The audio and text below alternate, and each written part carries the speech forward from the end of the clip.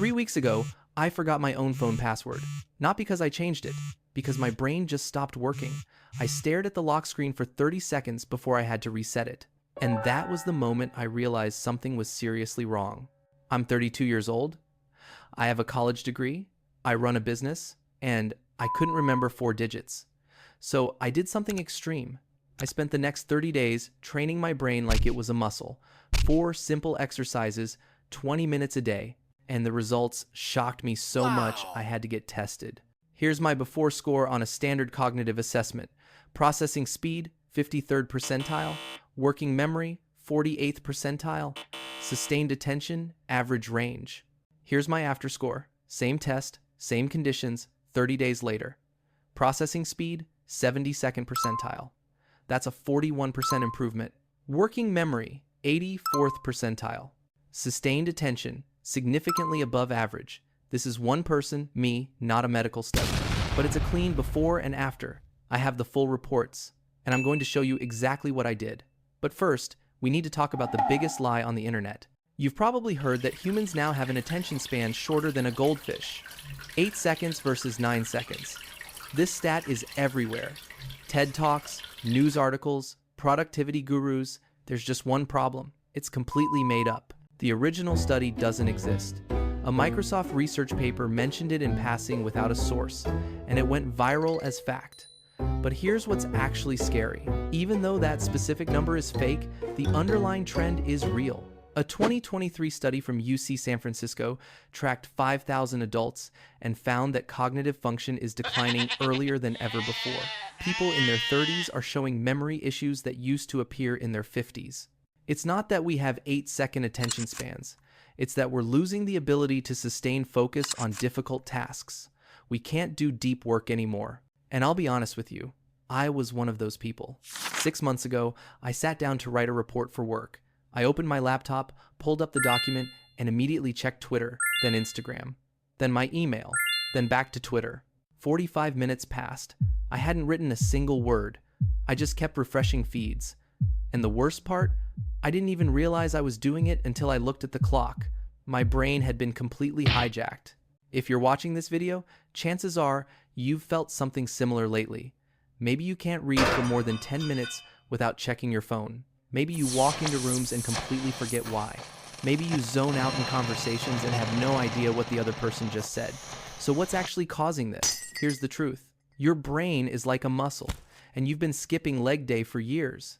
Your smartphone gives you a dopamine hit every time you check it. Notification, like, message, dopamine. Your brain learns that quick stimulation feels good. So activities requiring sustained focus, reading, studying, deep conversations, they start to feel boring and uncomfortable.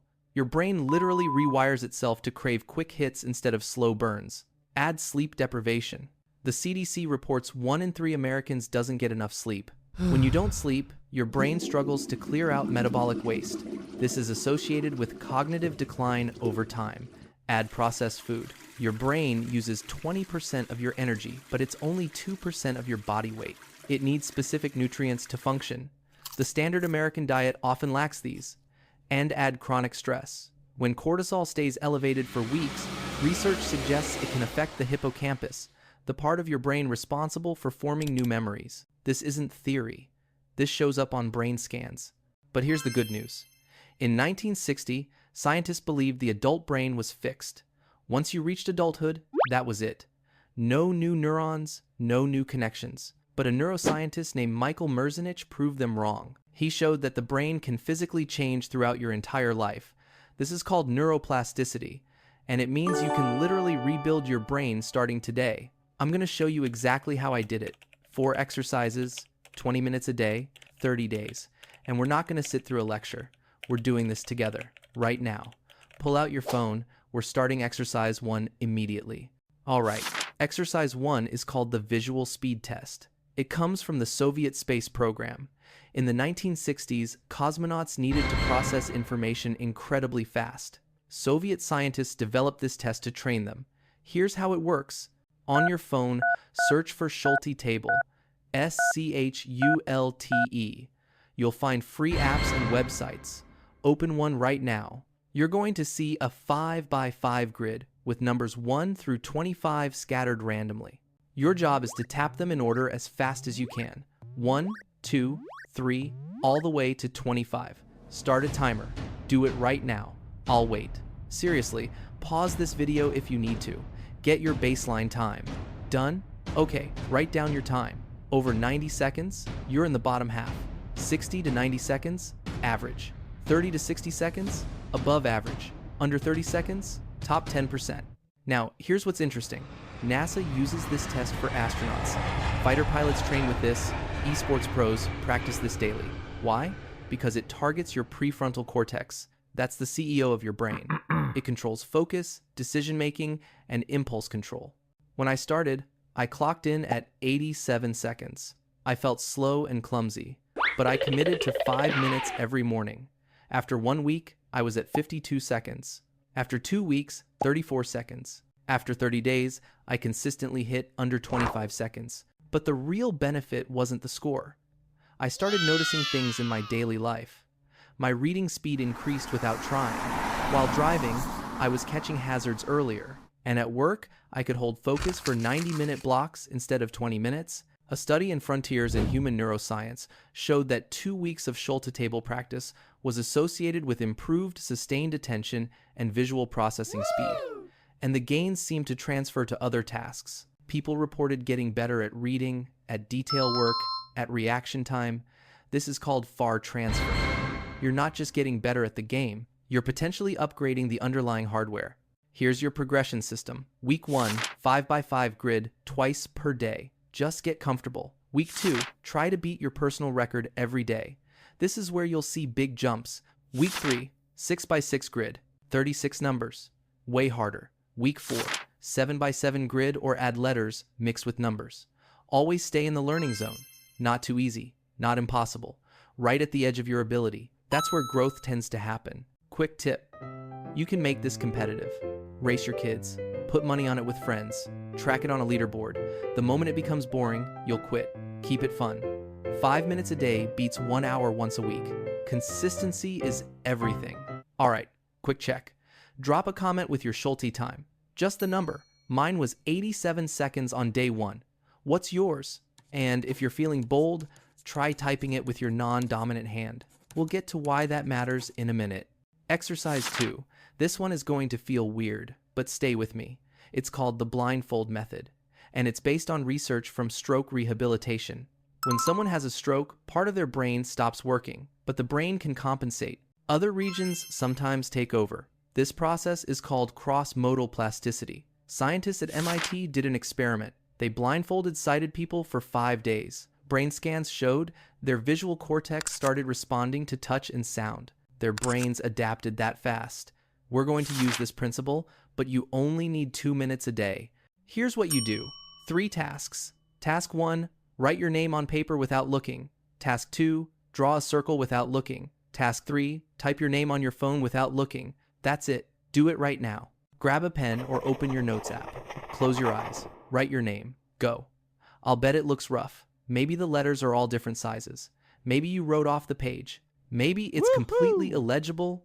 That's your brain realizing it doesn't know how to do this without your eyes. You've been relying on vision for so long that your proprioception, your body's sense of where it is in space, has gotten weak. But here's what happens when you practice this daily. After 3 days, it's noticeably better. After 1 week, it's recognizable. After 2 weeks, it's almost as good as normal. And that improvement isn't just about handwriting. You're building spatial awareness. You're strengthening muscle memory. Let me give you a real example. I play guitar. For years, I had to watch my hands constantly. After 2 weeks of this blindfold training, something clicked. I could play entire songs without looking at the fretboard. My fingers just knew. This wasn't because I practiced guitar more. My brain seemed to learn to trust my hands. Same thing happened with typing. I became noticeably faster because I wasn't waiting for visual confirmation. Johns Hopkins studied blind musicians and found their auditory cortex was significantly more developed than sighted musicians. Their brains had compensated. We can potentially use this same mechanism. Here's your progression. Week 1, the 3 basic tasks, 2 minutes daily. Week 2, try eating without looking. Use a fork. Feel the food on your plate. It's harder than you think. Week 3, Organize 5 objects on a table with your eyes closed. Week 4, advanced level. Walk across one room with your eyes closed. Touch the walls. Map the space mentally. But listen carefully. Safety is critical here. Before you do any blindfold exercise, clear all tripping hazards. Stay away from stairs, sharp objects, and hot surfaces. If you're over 60 or have any balance issues, stick with the sitting tasks only. Do not try walking blind unless someone is spotting you. This exercise can be powerful, but it's not worth getting hurt. Who might benefit most? Athletes in sports requiring hand-eye coordination. Basketball, tennis, baseball, musicians, and anyone working with their hands. And honestly, most people can benefit from better spatial awareness and coordination. One more thing. Try this right now. With your eyes closed, touch your nose with your index finger. Easy, right? Now try touching your elbow to your opposite knee behind your back without looking. Way harder. That's because you don't practice those movement patterns. This exercise expands your movement vocabulary. Your brain learns to control your body with less constant visual feedback. Alright, exercise 3. This one is my personal favorite because it feels like a cheat code. It's called the hand switch method. Your brain has 2 hemispheres connected by about 200 million nerve fibers called the corpus callosum. Most people are heavily dominant in one hemisphere. If you're right-handed, your left brain does most of the work. But when one side dominates for years, that connection between hemispheres can potentially weaken. And this matters because creativity, problem-solving, and flexible thinking tend to require both hemispheres working together. Research from UCLA suggests people with thicker corpus callosums often score higher on creativity and cognitive flexibility tests. And here's the interesting part. You may be able to strengthen this connection by using your non-dominant hand. A study in the Journal of Neuroscience found that 30 minutes per day of non-dominant hand practice for 8 weeks was associated with measurable increases in corpus callosum thickness. 8 weeks to potentially change your brain structure. Let me give you some examples from history. Leonardo da Vinci was ambidextrous. He could write with both hands simultaneously. Albert Einstein deliberately practiced piano with both hands to strengthen creative thinking. These weren't accidents. They seemed to understand intuitively that balanced brain development could make you sharper. Here's what you do. For the next week, use your non-dominant hand for simple daily tasks. Right-handers, use your left. Brush teeth, eat, open doors, use your phone. Left-handers, use your right. I'm not going to lie. It's frustrating at first.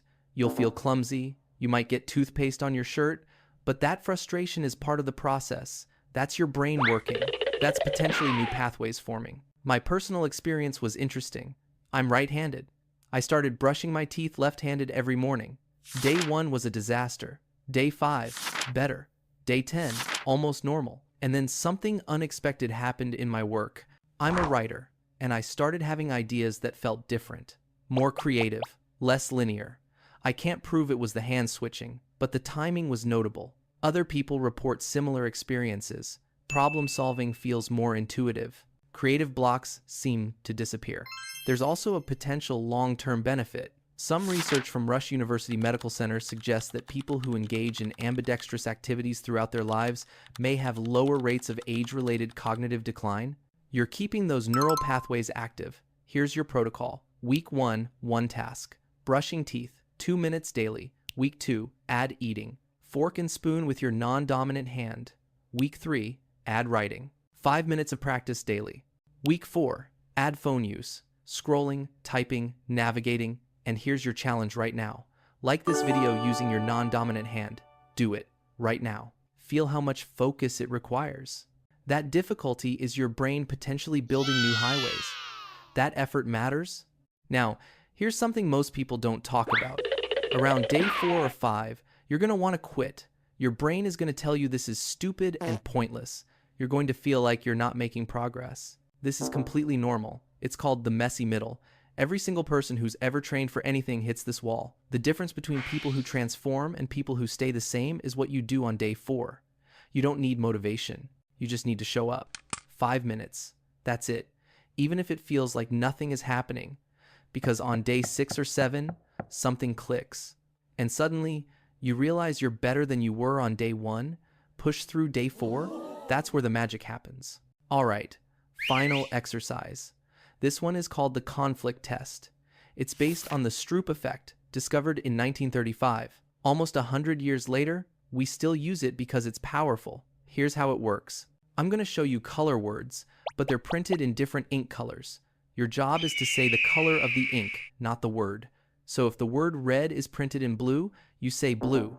If the word green is printed in yellow, you say yellow. Sounds simple, right? Let's test it right now. Look at your screen. Red printed in blue, say blue. Green printed in red, say red. Yellow printed in green, say green. Blue printed in yellow, say yellow. How did you do? Did you hesitate? Did you almost say the word? Most people struggle because reading is automatic. You've been reading since childhood. Your brain has spent decades building pathways that automatically decode words. When you see the word red, your brain processes red instantly. But in this exercise, you override that automatic response. You tell your brain, ignore the word, focus on the color. This is called executive control. It's your brain's ability to suppress automatic responses and make deliberate choices. And this is one of the most important cognitive functions you have. Executive control helps you resist distractions. It helps you stay focused on hard tasks. It helps you control impulses and potentially make better long-term decisions. People with strong executive control tend to do better in school, often earn more, and generally report better relationships and health outcomes. The famous marshmallow test showed that kids who could delay gratification often had better life outcomes decades later. The Stroop test measures executive control, and practicing it may strengthen executive control. Research in psychological science suggests that regular Stroop practice can improve performance on other tasks, requiring focus and impulse control. This is another example of potential FAR transfer. When you do this test, you activate two brain regions: the anterior cingulate cortex, which detects conflicts, and the dorsolateral prefrontal cortex, which resolves conflicts and helps maintain focus. These regions work like muscles. Use them, they may get stronger. My personal experience was notable. I used to get distracted constantly. Phone buzzes, I check it. Someone walks by, I lose focus. After 2 weeks of daily stroke practice, something shifted. When a distraction appeared, I started noticing it before it hijacked my attention. I had a split second of awareness, and in that split second, I could choose to ignore it. That moment changed a lot for me. I could work for 90-minute blocks without breaking focus. I could stay present in conversations even with my phone nearby. Here's how to practice. Search Stroop test online. Find a free version. Start with 20 color words. Say the color out loud as fast as you can. Don't just think it, say it. Speaking may engage motor areas and strengthen the effect. Time yourself. Track your time and mistakes. That's your baseline. Do this once daily for 1 week. You'll likely see improvement within 3 to 5 days. Once you're fast and accurate with 20 words, increase to 30, then 40, then 50. You can add variations. Shape words in different shapes. Number words with different quantities. The principle is always the same. Create a conflict, then train your brain to resolve it. The military uses Stroop tests to screen fighter pilots and special forces candidates. They need people who can maintain focus under pressure and filter out irrelevant information. Esports teams use it to train reaction times and decision-making. Some companies even use it in hiring for positions requiring high focus. This isn't just a game. This is cognitive training used by elite performers. One more note. If you have ADHD or suspect you might, some evidence suggests that Stroop training could be helpful for improving focus and impulse control. It's not a cure or medical treatment, and you should definitely talk to a professional if you're dealing with attention issues. But as a training tool, it may offer some benefit. Okay, you now have all 4 exercises: visual speed test for attention, blindfold method for proprioception, hand switch for hemispheric integration, Stroop test for executive control. But here's where most people fail. They try it once and quit. So let me give you the exact protocol. The 30-day system. Week 1, pick 1 exercise. I recommend visual speed test. 5 minutes daily, same time every day. Morning tends to work best for most people. Track your results. You should see some improvement in 3 to 5 days. Week 2, add Stroop test. Now 10 minutes total daily. Both are screen-based, so do them back to back. Week 3, add hand switching. This integrates into your day naturally. Brush teeth and eat with your non-dominant hand. 15 minutes of dedicated practice plus hand integration. Week 4, add blindfold training. 2 minutes daily. you're now doing all four. 20 minutes of practice plus hand integration throughout the day. Track everything. For visual speed and Stroop, most apps track automatically. Screenshot your results or write them down. For blindfold, take photos of what you create without looking. Compare day 1 to day 30. For hand switching, rate your comfort level 1 to 10 each week. After 30 days, here's what you might expect. Your focus may be noticeably better. Tasks that used to scatter your attention might feel easier. Memory could improve. You may remember names and details that used to slip away. Processing speed might increase. You could read faster, react quicker, solve problems more efficiently. Mental flexibility may be stronger. You might approach problems from multiple angles and adapt more easily. And most importantly, you'll have your own data, your own proof that your brain can change. And that evidence can be incredibly motivating. Now, 3 things that can multiply these results. This is a 60-second checklist. Number 1, sleep. 7 to 9 hours. Your brain consolidates new pathways during sleep. Without it, you train but don't retain as well. Number 2, nutrition. Get omega-3s from fish, B vitamins from greens and eggs, antioxidants from berries. Avoid heavily processed foods when you can. Number 3, movement. 30 minutes of walking or exercise daily. Physical activity is associated with increased production of brain-derived neurotrophic factor. That's like fertilizer for neurons. These 3 things create the foundation. Do the exercises without these, you might see limited results. Do both together, you're setting yourself up for success. All right, let's bring this home. Remember those test scores I showed you at the beginning? 41% improvement in processing speed. Working memory from 48th to 84th percentile, those aren't made up.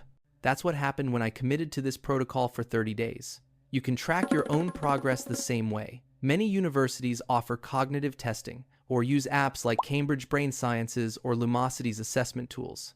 Get your baseline, do the 30-day protocol, test again, get your own evidence.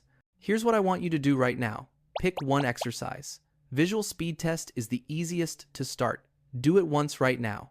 Get your baseline time. Then commit to doing it every single day for just 7 days. That's 1 week. If after 7 days you don't notice any difference, fine. But I'm betting you'll feel something shift and you'll want to keep going. Comment your Schulte time below, just the number. And if you want to learn how I use these same principles to learn new skills way faster, that video is next. The techniques honestly feel like an unfair advantage, but you made it this far, you're clearly serious about this. So keep the momentum. Your future self will thank you. All right, go train your brain. I'll see you in the next one.